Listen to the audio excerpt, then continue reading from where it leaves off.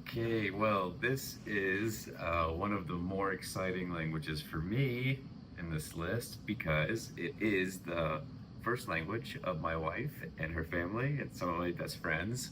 So this is very interesting to me to talk about the unique challenges for Marathi speakers learning English. So let's start with pronunciation.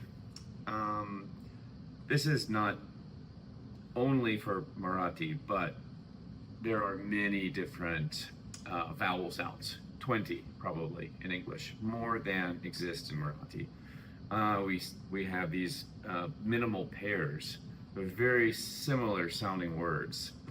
So you might hear ship and sheep or sit and seat.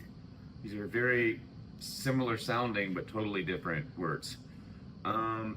The V and the W are distinct in English. So learning how to produce that sound is important. To know how to say wine or vine, these are totally different things. Also, of course, there's a lot of sounds in Marathi that we don't produce in English. All of the aspirated and unaspirated sounds.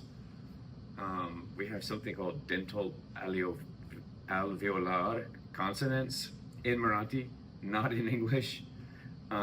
So learning to avoid falling into that pattern is important. Another thing that's difficult for almost all learners of English, including Marathi speakers, is the TH, which has two sounds, and the consonant clusters. If you're not a Russian speaker or a Polish speaker, you're going to have problems with combinations like strength or school. Articles. There's no article use in Marathi. It's similar to how we use it in English. The word order, although it's not strict, to my understanding, it's possible to do subject, verb, object, like in English, but also it's common to do subject, object, verb.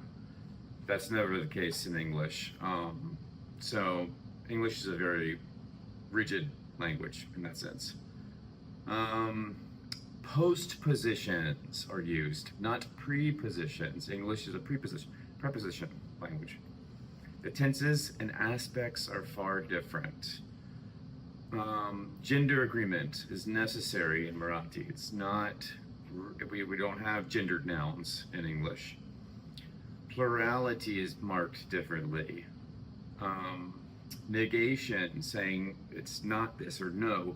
We normally, all of the auxiliary verbs we need in English are very different and difficult to learn, whether it's a question or a negation.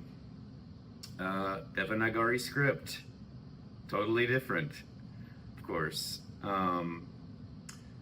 We've got all sorts of, the rhythm of English is also different from the typical rhythm used for a Marathi speaker. There's always difficulties understanding fast spoken English for a variety of reasons we'll talk about, including reductions, linking words, contractions. And then also slang and a lot of other reasons, but it's a challenge, another challenge. Direct versus indirect speech is different. And we can even talk about gestures that are different. I like to gesture a lot when I'm talking, but gestures, eye contact, all sorts of hand movement, these are different things, and it is a form of communication.